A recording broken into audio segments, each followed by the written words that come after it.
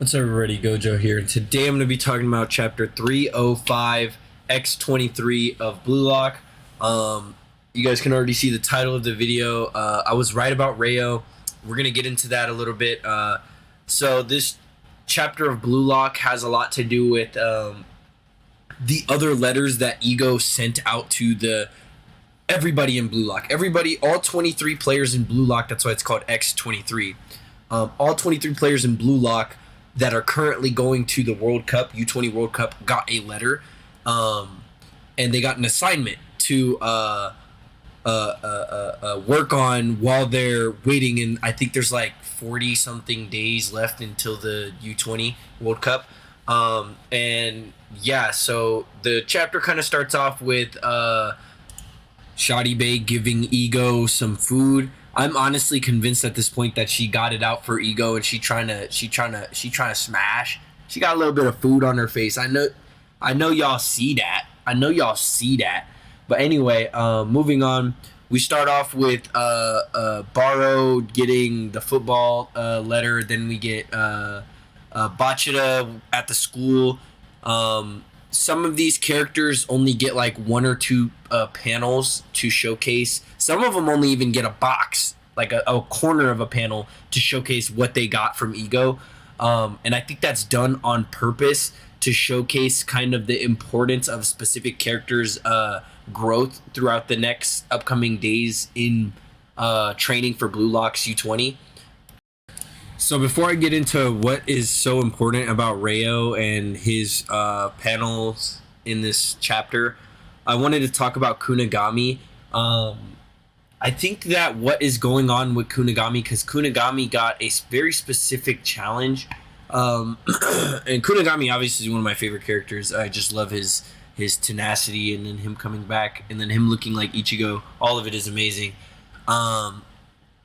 But I think him learning a martial art is an example of him trying to master what Snuffy did. I think a couple of the things he did was trying to imitate multiple masters. And I think that they are doing that because Ego's wild card program isn't over. He's still trying to create the perfect. He has a lot of contingency plans. That's what I like about Ego. He has multiple routes to the number one striker. He's not just relying on one person. Why would he? So yeah, I think that his goal with Kunigami is to get him to kind of be a multifaceted master of all of the aspects that make all of the masters currently, like the getting buff, like England, being able to use both legs and both arms, like Germany, now being able to incorporate combat into your play style like Snuffy did. Then we get a glimpse into Shido doing whatever the fuck he wants, which is literally not fair, bro. It's literally not fair, bro. If I was a Blue Locky, and this would be me. I don't care. This would be me. Anything on my bucket list, me. Then we get a glimpse of Areen doing his temple Buddhist kind of meditations where he's trying to learn to be more calm. It's not working, which might affect the current state of Blue Lock once we get into the U20 match. Then we get into Rayo practicing, which is something that I think is actually important to Blue Lock as a whole and will change things moving forward. So we start off with Rayo kind of on this treadmill running, you know what I mean? Preparing, thinking about what it was like to be friends with Nagi and kind of fucking up, you know what I mean? But also pushing himself more and more.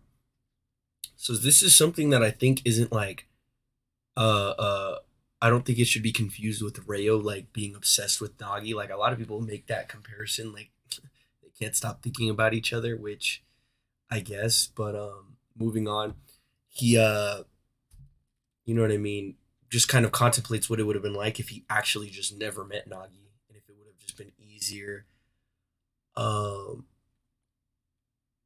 but yeah, I love this part of Blue Lock because it proves that I was right about Rayo. Rayo has an ability that I think is pretty special when it comes to a lot of the main characters in Blue Lock. When it comes to dribbling, strength, speed, direct shot. Having the ability to copy any ability is so unbelievable in that it honestly shouldn't even be um this comparable to the other abilities right now. Like it should just be above them. Like it, which for the most part throughout the entire series has been an ability that has been shown to be above the main ability. So I kind of had this idea that Rayo was going to learn or find a way to unlock a higher level of his ability to copy everybody else at 100%. So he kind of gets this letter from from Ego, from his butler Baba Yaga or whatever the fuck her name is, where he finds out that he could become a master of the rest of the players of Blue Lock. Now, what I think this means is that Rayo is going to take what he's learned and put it to the max. He's going to find 100% in his copying ability, and once he does that, he will become one of the villains of Blue Lock. He'll become one of the threats of Blue Lock. Right now, Isagi isn't the number one striker in the world. He's the number one U20 striker in the world. There has been strikers and is strikers right now that are more powerful and more notable than Isagi that are older than him that just can't play in the U20 match that are going to play in the World Cup. So for this to be a thing, I think they're trying to say that somebody has the potential to steal number one spot from Isagi. So watch out. Like, and I think they're showing us that by giving us panels that are extra long. Like Rayo gets a couple pages. Some of the other people only get one page or even just a corner of a box because obviously there's a whole 23 players that all got an assignment from Ego. And all of them are unique. You know what I mean? Some of them seem like they're just some standard shit like playing VR or learning how to use chopsticks. I seen that Yukimiya was learning how to use a sword, and then Aiku's actually learning other languages, and then how to. I don't actually know what he's learning, but I know Nico is practicing weights, and then there's just a lot of shit going on that we're probably gonna see glimpses of in the next upcoming chapters of Blue Lock, which I'm really excited for, honestly. So yeah, to wrap up this video, this chapter was amazing. 305 was cool. 306 should be a lot about Nagi. I read the leaks and you guys are shaping up to see homeless Nagi, bro. It's gonna be amazing. But yeah, without spoiling too much, my last thoughts for this chapter. Henri, I'm pretty sure that's how you pronounce her name. Super bad. She deserves her rest. Honestly, she's a bad ting that I think Ego doesn't deserve. I deserve her, but anyway, if they get together, I'm fucking with it because there's no love stories in Blue Lock. Moving on. Rayo, super important. He is gunning to be the number one of Blue Lock soccer and Japanese soccer in general. I think that's why Ego / Kanishiro put that in the manga in Rayo's letter of you still have a route to number one striker, because they knew that Rayo's ability is so important and overpowered when it comes to the rest of the abilities at maximum percent that he has no choice but to be a threat to Isagi's number one spot in Blue Lock, or just the number one spot as the Japanese world striker. So yeah, that is super important. And then Nagi kind of has his own thing going on. You'll see next chapter where he's trying to get back into Blue Lock some way, somehow. It's pretty funny, honestly. We get homeless Nagi and shit. But you guys will see that next chapter. I'm going to talk about that in 306. But 305, I think the reason we didn't see anything about Nagi is because Nagi didn't get the same kind of challenge everybody else did. Nagi's challenge is finding motivation and understanding that he didn't get accepted into the future of Blue Lock and that he has to figure out any other means of getting in, which it's not like a direct lesson that everybody else got, but it is still a sort of lesson to teach him how to get on the same level as everybody else, even though he's not getting a direct challenge to like practice this or do that. He's still figuring out the thing that he was missing that he would have needed to learn if he did get accepted and was one of the top 23.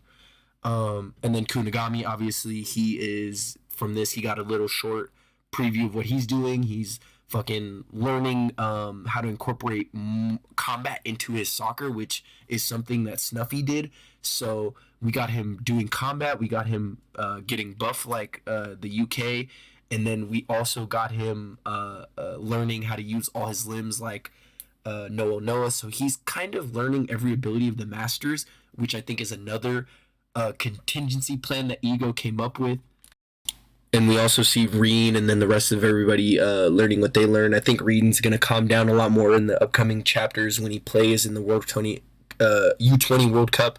He's going to get this newfound like Buddhist calmness that he has, and it's going to be cool because he's already fucking hot-headed as hell. And then yeah, that's pretty much all this chapter had to offer. Stay tuned for the next chapter because it's pretty much all about Nagi, and then episode Nagi is obviously all about Nagi as well.